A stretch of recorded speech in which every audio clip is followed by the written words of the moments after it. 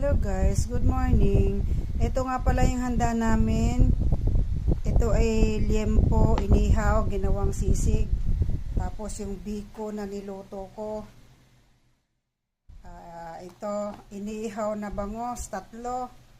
Humbang baboy, humbang patayan. Tapos ito pa yung biko. Padami yung biko dahil 2 kilo yung niluto ko. 3/4 lang pala, ayan. Humba, inihaw na bangos, another biko at saka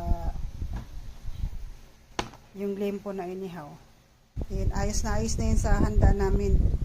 Kainan namin today para sa araw ng mga patay. Ayan guys. Kinuhanan ko na yan. Madami-dami na yan, oh.